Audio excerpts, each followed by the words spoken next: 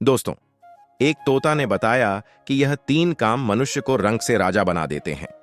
जो भी पुरुष अपनी पत्नी के साथ रात में यह 3 काम करता है, वह कभी गरीब नहीं रहता। दोस्तों, एक घने जंगल में तोता और मैना बैठे हुए थे। सर्दियों की रात थी, कड़ाके की ठंड पड़ रही थी और तोता मैना का समय भी नहीं कट रहा था। तब मैना तोता से कहती है, पिया जी, मुझे यह बताओ कि पुरुष अपनी पत्नी के साथ रात में वह कौन से 3 काम करता है जिससे कि वह कभी गरीब नहीं रहता और उसके घर में प्रेम और सुख समृद्धि बनी रहती है। मैना की बात सुनकर तोता कहता है, हे प्रिय मैना, मैं तुम्हें एक छोटी सी कहानी सुनाता हूं जिससे समय आसानी से कट जाएगा और तुम्हें यह भी पता चल जाएगा कि पुरुष अपनी पत्नी के साथ रात में वह कौन से 3 काम करता है जिससे कि वह कभी गरीब नहीं रहता और उसके घर में प्रेम और सुख समृद्धि बनी रहती है। मैना ध्यान से सुनने लगती है और तोता कहानी शुरू करते हुए कहता है, तुम इस कहानी को ध्यान से पूरा सुनना, क्योंकि अधूरी जानकारी जीवन में जहर घोलने का काम करती है। तोता आगे कहता है, हे प्रिय मैना, बहुत समय पहले की बात है। किसी नगर में एक राजा रहता था। एक रोज वह अपने दरबार में बैठा हुआ था। तभी उसके दरबार में एक भिखारी आया। भिखारी की स्थिति बहुत ही दयनीय थी। उसका शरीर जर्जर था, तन पर फटे पुराने मैले कुचले कपड़े थे और उसकी निगाहें लाचार और बेबस थीं। राजा ने जब उस भिखारी को देखा तो उसे बहुत दया आई। राजा ने तुरंत अपने खजांची को बुलाया और उसे आदेश दिया, इस भिखारी को उचित भिक्षा देकर विदा करो। दोस्तों, भिखारी तो भिक्षा लेकर राजा को धन्यवाद देकर वहां से चला गया, लेकिन राजा के सामने एक प्रश्न छोड़ गया। उस राजा के मन में यह विचार आया कि मैंने ऐसे कौन से शुभ कर्म किए थे जिनके कारण यह राजपाठ मिला है, और इस भिखारी ने ऐसा कौन सा कार्य किया था जिसके कारण उसे जिल्लत भरी जिंदगी नसीब हुई है। राजा के मन में यह विचार आते ही अगले दिन राजा ने अपने नगर के सभी विद्वानों की एक सभा बुलाई। जब सभी विद्वान लोग सभा में उपस्थित हो गए तो राजा ने सभी के सामने अपने मन की जिज्ञासा रखी। उस राजा ने विद्वान जनों से कहा कि हे विद्वान पुरुषों, मैंने आप लोगों को यहां बुलाकर इसीलिए कष्ट दिया है ताकि मैं अपनी एक समस्या का निराकरण आप लोगों से करा सकूं। मेरे मन को एक विचार बहुत ही विचलित कर रहा है। राजा के यह वचन सुनकर सभा में बैठे हुए विद्वानों में से एक विद्वान ने खड़े होकर पूछा कि महाराज, ऐसी क्या उलझन है जो आपको विचलित कर रही है? ऐसा कौन सा विचार है जो आपको परेशान कर रहा है? कृपया आप उसे हमें बताएं। राजा बोला, विद्वानों, मैंने यह सभा इसलिए बुलाई है ताकि मैं यह जान सकूं कि किन शुभ कर्मों से मुझे यह राजपाठ मिला है। यदि तुम में से कोई इस बात को मुझे बता देगा तो मैं उसे मालामाल कर दूंगा, और ना बताने की स्थिति में मैं उसको गद्दे पर बैठाकर मुख पर कालिकपत कर उसे बेइज्जत करके राज दरबार से बाहर निकलवा दूंगा। राजा की इन बातों को सुनकर सभा में बैठे सभी विद्वान सकते में आ गए।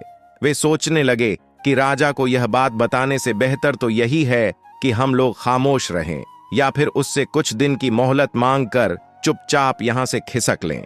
कहीं राजा को हमने बताया और राजा हमारी बातों से संतुष्ट नहीं हुआ तो मुफ्त में ही हमारी बहुत बड़ी बेइज्जती हो जाएगी। यह विचार कर सभी विद्वानों ने आपस में सलाह मिलाई।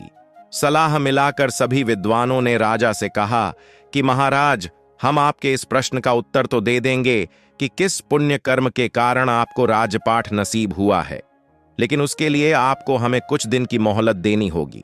आप हमें 6 माह की मोहलत दे दो। 6 महीने के बाद हम आपके सामने यह राज बता देंगे कि किस पुण्य कर्म के कारण आपको यह राजपाठ नसीब हुआ है। राजा ने कहा, ठीक है, हम तुम्हें 6 महीने की मोहलत देते हैं, लेकिन ध्यान रहे 6 महीने के बाद तुम्हें हर हालत में मेरे प्रश्न का उत्तर देना होगा। सभी विद्वानों ने राजा को आश्वासन दिया और राजा से कहा कि महाराज, आप बिल्कुल भी चिंता ना करें, 6 महीने बाद हम आपकी जिज्ञासा का समाधान कर देंगे। इस प्रकार सभी विद्वान राजा से 6 महीने की मोहलत लेकर राज दरबार से बाहर चले गए। सभी विद्वानों ने राजा से कहने को तो कह दिया, लेकिन इसका उत्तर उन्हें भी मालूम नहीं था। सभी ने बाहर आकर विचार विमर्श किया कि अब इस मुसीबत से कैसे छुटकारा पाया जाए। सभी विद्वान मौन थे, इसका हल किसी को भी मालूम नहीं था। तभी उनमें से एक विद्वान बोला, अरे भाई लोगों, अभी तो हमारे पास में पूरे 6 महीने हैं। 6 महीने आराम से गुजारो, जब समय आएगा तब देखा जाएगा।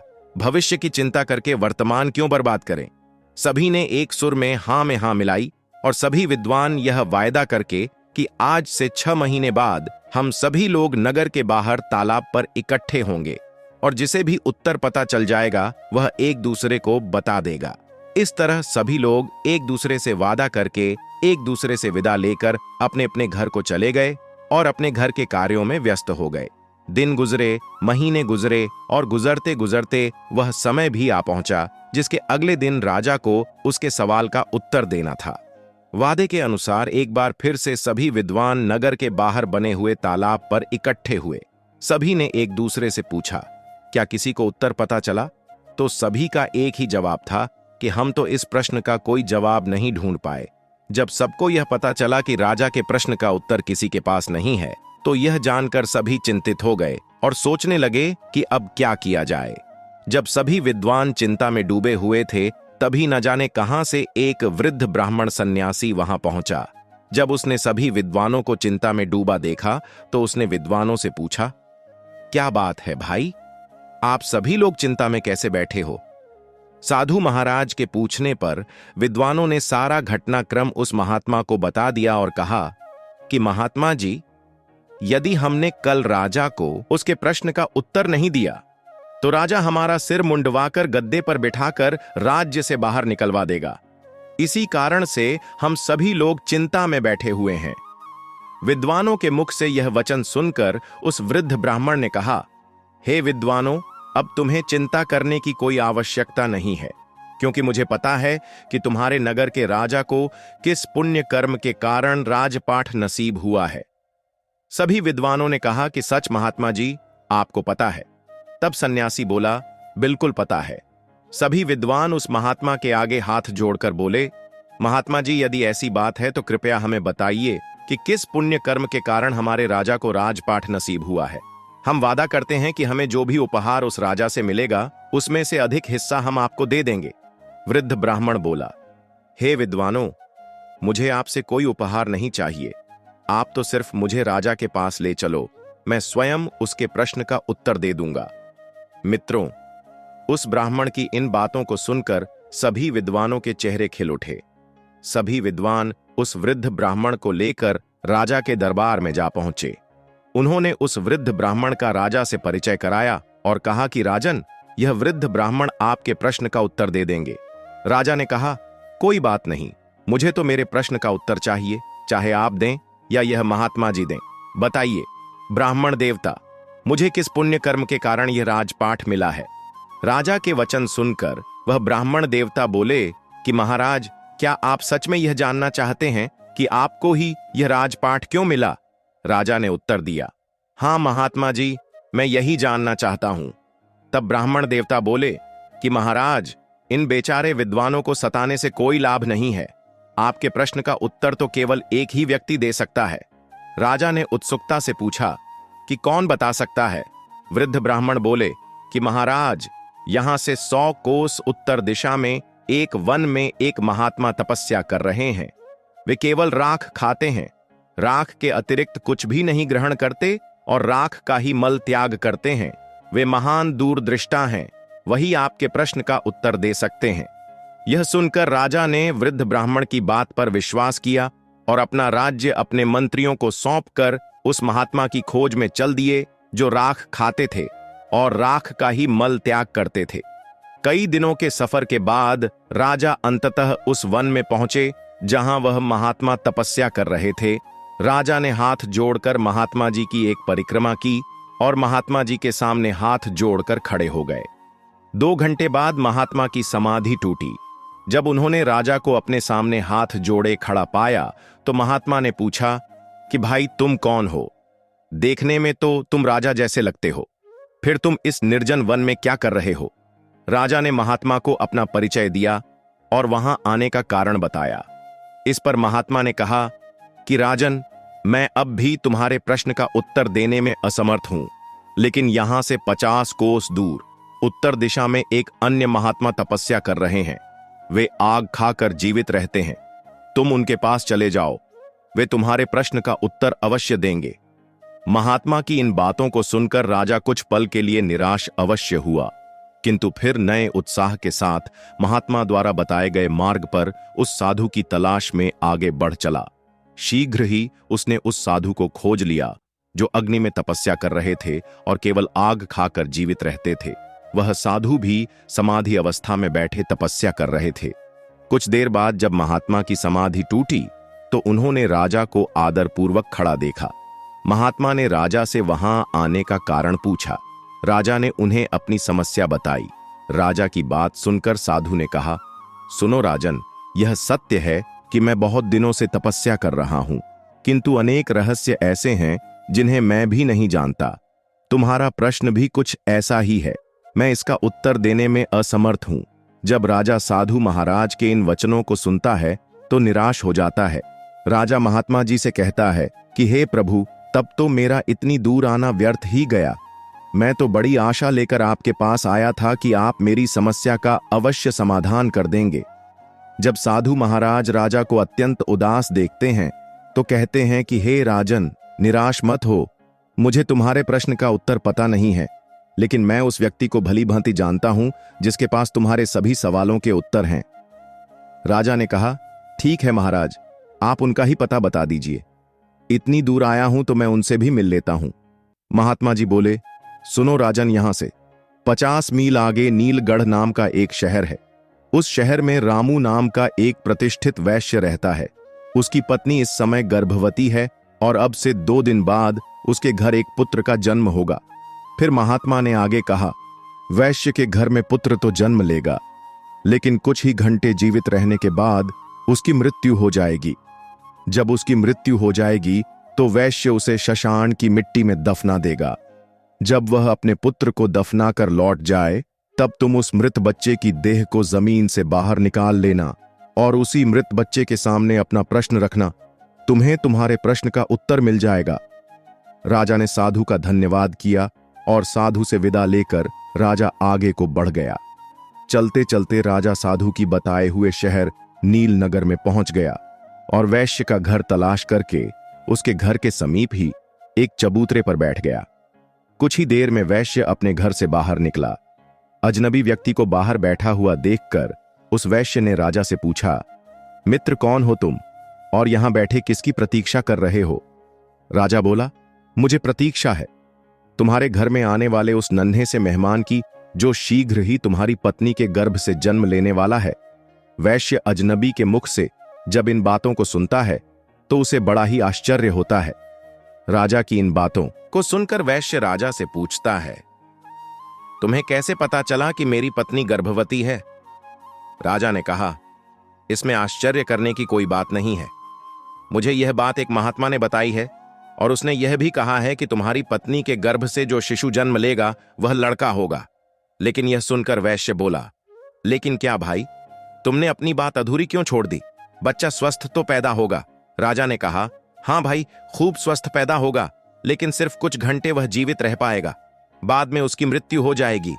वैश्य भयभीत स्वर में बोला, अरे भाई, शुभ शुभ बोलो, इस अधेड़ आयु में तो मेरे यहां पुत्र रत्न पैदा होगा, और अगर वह पैदा होने के बाद मर गया तो यह मेरे लिए किसी सदमे से कम नहीं होगा। राजा ने कहा, भाई, जो सत्य है वह मैंने तुम्हें बता दिया। जब वह वैश्य अजनबी के मुख से इन बातों को सुनता है तो अपने पुत्र को बचाने की खातिर कई वैद्य हकीम को बुला लेता है, लेकिन विधाता की लिखी को कौन मिटा सकता है? होता वही है जो मंजूर प्रभु को होता है। उस वैश्य ने अपने पुत्र को बचाने का भरसक प्रयास किया, लेकिन उसकी कोई युक्ति काम नहीं आई। महात्मा के बताए अनुसार वैश्य की पत्नी के गर्भ से एक पुत्र ने जन्म लिया। खूब खुशियां मनाई गईं, लेकिन 4 घंटे बाद ही बच्चे की सांस उखड़ने लगी। सभी वैद्य हकीम ने बच्चे को बचाने के लिए खूब जतन किए, लेकिन उनका कोई प्रयास सफल नहीं हुआ और वह बच्चा 4 घंटे की आयु जीकर शांत हो गया, यानी उसकी मृत्यु हो गई। जिस घर में कुछ देर पहले तक खुशी की शहनाई बज रही थी, खुशी का माहौल था। बच्चे के प्राण त्यागने से एकदम से मातम सा छा गया। वैश्य के घर में हाहाकार मच गया। छाती पर पत्थर रखकर अपना कर्तव्य पूरा किया। उसने अपने बच्चे के शव को कपड़े में लपेटा और श्मशान के लिए चल दिया। श्मशान पहुंचकर वैश्य ने एक गड्ढा खोदा और उस गड्ढे में अपने कलेजे के टुकड़े को दफन कर दिया। मिट्टी डालने के बाद जब वह वैश्य नम आंखों से अपने घर को लौटने लगता है, वैसे ही ताक में बैठा हुआ राजा उस स्थान पर पहुंचता है, क्योंकि उस महात्मा ने कहा था कि जैसे ही वहां से अपने घर को लौटे तो तुम्हें वह बच्चा जमीन से बाहर निकाल लेना है। यदि तुमने थोड़ा भी विलंब किया तो फिर तुम्हारे प्रश्न का उत्तर नहीं मिल पाएगा। इसीलिए राजा वैश्य के जाते ही उस स्थान पर आता है और गड्ढे की मिट्टी हटाकर बच्चे को बाहर निकाल लेता है। जैसे ही वह राजा बच्चे को कपड़े से अलग करता है तो उसके आश्चर्य की सीमा नहीं रहती है। होता यह है कि वह मरा हुआ बच्चा फिर से जीवित हो जाता है और राजा से कहता है, क्या हुआ भाई, तुमने मेरी चिर निद्रा में क्यों विघ्न पैदा किया है? बच्चे की इन बातों को सुनकर राजा अपना प्रश्न उस बच्चे को बताता है और कहता है, मैं अपने प्रश्न के उत्तर के लिए तुम्हारे पास में आया हूं। एक तुम हो जो मेरी शंका का समाधान कर सकते हो। राजा ने जब उसको अपनी समस्या बताई तो वह बालक बोला, भाई सुनो, जिस कारण से या जिस कर्म से तुम्हें यह राजपाठ नसीब हुआ है वह एक लंबी कहानी है। यदि तुम यह जानना ही चाहते हो तो मैं वह कहानी तुम्हें संक्षेप में सुनाता हूं। भाई, इस जन्म में तुम राजा हो। इस जन्म से पहले यानी पूर्व जन्म में तुम मेरे मामा भाई थे। राजा आश्चर्य से बोला, मैं तुम्हारा भाई था? तो बालक बोला, हां राजा, पूर्व जन्म में हम 4 भाई थे। तब हम एक आश्रम में रहकर विद्या अध्ययन किया करते थे। पहले के समय में एक विद्यार्थी का जीवन एक सन्यासी की तरह होता था। ब्रह्मचर्य का पालन करना, भिक्षा मांगकर भोजन करना और भी कई नियम थे जो एक विद्यार्थी को पालन करने होते थे। उन्हीं नियमों का पालन करते हुए हम 4 भाई एक साथ एक आश्रम में विद्या अध्ययन कर रहे थे। हम 4 भाई आश्रम के नजदीक नगर में भिक्षा मांगने जाया करते थे और जो कुछ भी भिक्षा हम 4 भाइयों को प्राप्त होती थी उसे हम 4 भाई मिलजुल कर बांटकर खा लिया करते थे। इस तरह से हम 4 भाई आश्रम में रहकर विद्या अध्ययन कर रहे थे और यह क्रम कई वर्षों तक ऐसे ही चलता रहा। किंतु एक दिन हम लोगों से एक बहुत बड़ी गलती हो गई। राजा ने उत्सुकतावश पूछा, गलती क्या थी? बालक बोला, राजन, बीच में मत बोलो, बस तुम मेरी बातों को सुनते रहो, क्योंकि मेरे पास बहुत ही कम समय बचा हुआ है। यदि वह निकल गया तो तुम्हारा उत्तर भी अधूरा रह जाएगा। राजा बालक की जब इन बातों को सुनता है तो एकदम से चुप हो जाता है। बच्चा आगे कहानी बताते हुए कहता है, हे राजन, एक दिन रोज की तरह हम 4 भाई भिक्षा मांगने के लिए निकले। कई लोग घरों पर जाकर हमने भिक्षा के लिए आवाज लगाई, लेकिन किसी भी दरवाजे से हमें अन्न का एक दाना नसीब नहीं हुआ। उस दिन हम 4 भाई खाली हाथ ही आश्रम लौट आए, क्योंकि हम 4 भाइयों में से किसी को भी भिक्षा नहीं मिली थी। इस कारण हमने वह रात खाली पेट ही गुजारी। दूसरे दिन भी हम 4 भाइयों के साथ कुछ ऐसा ही हुआ। उस दिन भी हमें अन्न का एक दाना नहीं मिला और तीसरा दिन भी हम लोगों ने भूखे रहकर ही गुजारा। किसी भी गृहस्थ ने हमें भिक्षा नहीं दी, उल्टा हमें यह कहकर दुत्कार दिया, इतने हटकट्टे होकर भी भिक्षा मांगते हो, तुम्हें भिक्षा मांगते हुए शर्म नहीं आती? उस गृहस्थ के अपमान भरे शब्द सुनकर हम तीनों भाइयों के सिर शर्म से नीचे झुक गए। लज्जा के मारे हम तीनों भाई उस दिन से भिक्षा मांगने भी नहीं गए। लेकिन तुझे यह बात स्वीकार नहीं थी। तुमने कहा कि एक ब्रह्मचारी को लज्जा कैसी? लज्जा को त्यागने के लिए ही तो आश्रम में गुरुजी हमें भिक्षा लाने के लिए कहते हैं, ताकि आगे चलकर ब्रह्मचारी निराकार भाव से परमार्थ के कार्य कर सके। उसके मन से ऊंच नीच जात पात, छोटे बड़े का भेद समाप्त हो जाए और वह सभी को एक दृष्टि से देखे। उसके लिए ना कोई छोटा हो और ना कोई बड़ा हो, सभी मानव एक समान है, यह भावना उसके अंदर पैदा हो जाए। इसीलिए एक साधु को भिक्षा मांगना बहुत जरूरी होता है, तभी उसके अंदर से भेदभाव की भावना समाप्त होती है। इसीलिए उस दिन तुम अकेले ही भिक्षा मांगने निकल गए। जब तुम भिक्षा मांगकर वापस लौटे तो तुम्हारी झोली में इतना आटा था जिससे 4 रोटियां तैयार हो सकती थीं। हम तीनों भाई ने मिलकर तुम्हारे द्वारा लाए हुए आटे से 4 रोटियां बनाई और 4 रोटियों को आपस में बांटकर खाने की तैयारी करने लगे। क्योंकि हम 4 भाई 3 दिनों के भूखे थे, इसीलिए हम जल्दी से जल्दी अपनी भूख मिटाना चाहते थे। जब हम 4 भाई रोटी खाने ही वाले थे, तभी एक वृद्ध ब्राह्मण भोजन की तलाश में हमारे पास में पहुंचा। जब उसने हमारे हाथ में भोजन की थाली देखी तो उस वृद्ध ब्राह्मण ने हम 4 भाइयों से अपने अपने भोजन में से थोड़ा थोड़ा भोजन देने की प्रार्थना की, क्योंकि हम चारों भाइयों का भूख के मारे पहले ही बहुत बुरा हाल था। उस पर वह वृद्ध ब्राह्मण भोजन मांग रहा था। यह सुनकर हमारे बड़े भाई ने उस वृद्ध ब्राह्मण से कहा, अरे ब्राह्मण देवता, तुम कहां से आ टपके? हम लोग तो पहले से ही 3 दिनों से भूखे हैं। मुश्किल से आज एक रोटी नसीब हुई है और तुम कहते हो कि उसमें से हम तुम्हें दे दें। यदि हमने तुम्हें अपनी रोटी दे दी तो हम क्या राख खाएंगे? और यह कहकर हमारे बड़े भाई ने अपनी रोटी खा ली और वह वृद्ध ब्राह्मण देखता ही रह गया। इसके बाद उस वृद्ध ब्राह्मण ने हमारे दूसरे भाई से अपने भोजन में से उसे थोड़ा भोजन देने का आग्रह किया।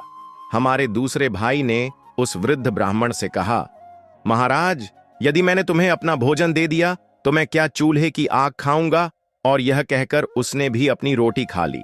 जब हमारे दोनों भाइयों से उसे निराशा हाथ लगी तो वह वृद्ध ब्राह्मण मेरे पास में आया। मैंने भी अपने दोनों भाइयों की तरह उसे उल्टा सा जवाब दे दिया, हे ब्राह्मण देवता, यदि हमने अपने भोजन में से तुम्हें भोजन दे दिया तो मैं मरूंगा या जीऊंगा? और यह कहकर मैंने भी अपनी रोटी खा ली। जब हम तीनों भाइयों से उस वृद्ध ब्राह्मण को निराशा हाथ लगी तो आखिर में वह वृद्ध ब्राह्मण तुम्हारे पास में पहुंचा और इस उम्मीद में तुम्हारी तरफ से निहारने लगा कि शायद तुम अपने भोजन में से कुछ भोजन उसकी सेवा में अर्पित कर दो। हे राजन, जब वह ब्राह्मण तुम्हारे पास में पहुंचा तो तुमने बिना किसी हिचकिचाहट के अपने हिस्से वाली रोटी उस वृद्ध ब्राह्मण को दे दी, साथ ही यह कहते हुए क्षमा भी मांगी। हे ब्राह्मण देवता, आज तो मेरे पास में एक ही रोटी है। आप इस एक रोटी को खाकर अपनी भूख मिटाएं। आप फिर किसी दिन हमारे यहां पर आते हैं तो जरूर मैं आपका संपूर्ण रूप से अतिथि सत्कार करूंगा। सो हे राजन, तब से हम सब भाई अपने अपने पूर्व जन्म में किए कर्मों का फल भोग रहे हैं। उस दिन वह ब्राह्मण तो ऐबू कहकर चला गया और हम तीनों भाइयों पर मुसीबत का पहाड़ टूट पड़ा। यह कहकर बालक ने कुछ क्षण के लिए फिर आगे बोला, हे राजन, जिस वृद्ध ब्राह्मण ने तुम्हें पहले साधु के पास जाकर उससे अपने प्रश्न का उत्तर खोजने के लिए कहा था, दरअसल मैं वही ब्राह्मण हूं जो हमारे पूर्व जन्म में भोजन मांगने के लिए हमारे पास में आया था। और वह पहला साधु जो सिर्फ राख खाता है और राख का ही मल त्याग है, उस काल का हमारा बड़ा भाई है। उसने ब्राह्मण से यह कहा था कि तुम्हें रोटी दे दूंगा तो खाऊंगा, क्या राख? अतः ब्राह्मण के हिसाब से ही वे राख खाकर ही जीवित हैं। पहला साधु ने तुम्हें दूसरे साधु के पास में जाने का परामर्श दिया। वह दूसरा साधु दरअसल हमारा दूसरा भाई है जो सिर्फ आग खाकर ही जीवित रहता है। उसने ब्राह्मण के रोटी मांगने पर यह कहा था, यह ब्राह्मण देवता, यदि मैं तुझे रोटी दे दूंगा तो क्या मैं चूल्हे की आग खाऊंगा? सो उस ब्राह्मण का सांप उस पर भी फलित हो रहा है। आगे वह बच्चा उस राजा से बोला, हे राजन, अब आप मेरे विषय में भी सुन लो। मैंने ब्राह्मण को रोटी ना देकर यह कहा था कि यदि मैं तुम्हें रोटी दे दूंगा तो मेरा क्या होगा? मैं जीऊंगा या मरूंगा? बस तभी से मैं जीता और मरता आ रहा हूं। मैं नित्य किसी ना किसी के यहां जन्म लेता हूं और कुछ घंटे, कुछ दिवस अथवा कुछ महीने जीवित रहकर वापस मर जाता हूं, और तब से यह घटनाक्रम नियमित रूप से चल रहा है।